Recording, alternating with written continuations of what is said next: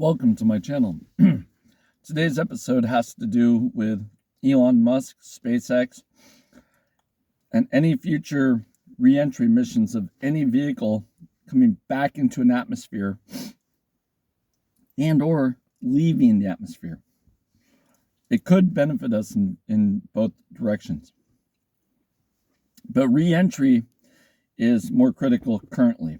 We can get out of the atmosphere fairly easily, but getting back in is very dangerous.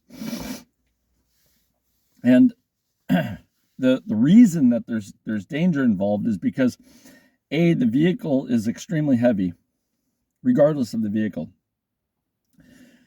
B, it's going extremely fast.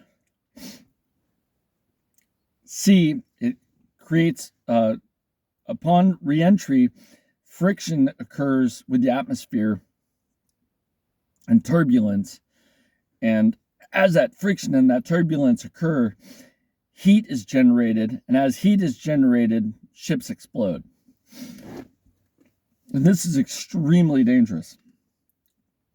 And it dawned on me, and I could be completely wrong, but I need this discussion to happen immediately, because if this can solve a problem for space travel, then we need to move forward with the idea.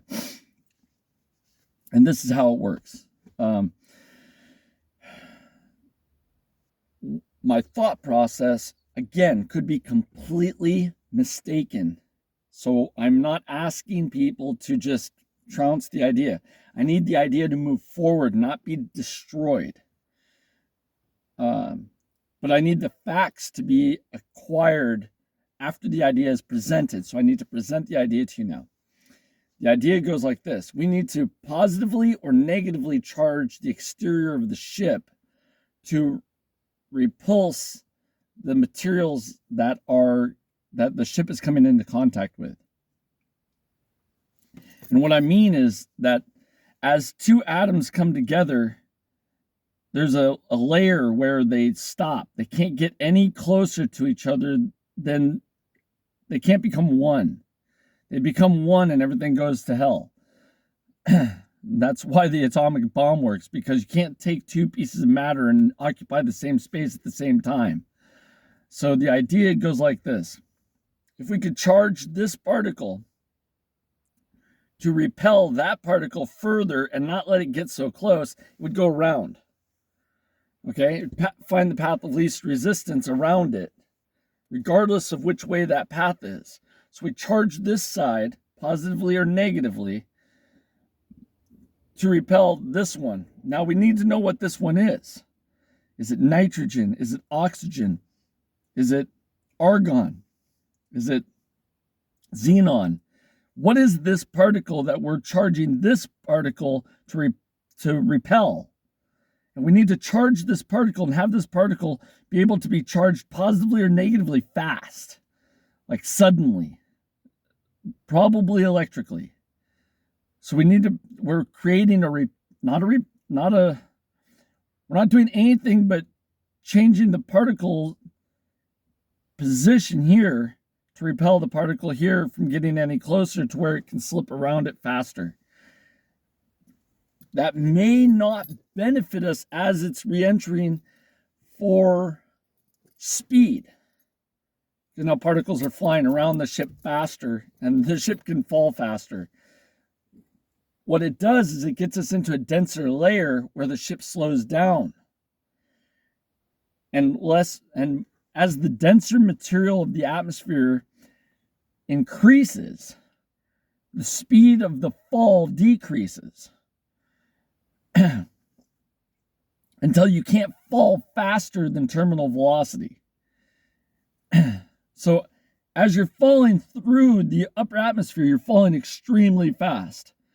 There are estimates upwards of 40,000 miles an hour or something ridiculously crazy as we re-enter atmosphere.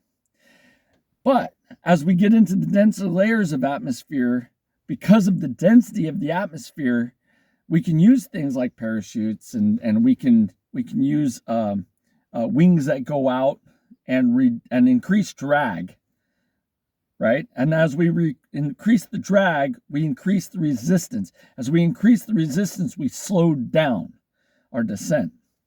In the upper atmosphere, there's nothing to drag against, or it's not enough to drag against, and we need to repel those molecules and those atoms as we come through. So the idea of charging the shell or charging the hull of the ship to be basically polarized, positive or negative, compared to the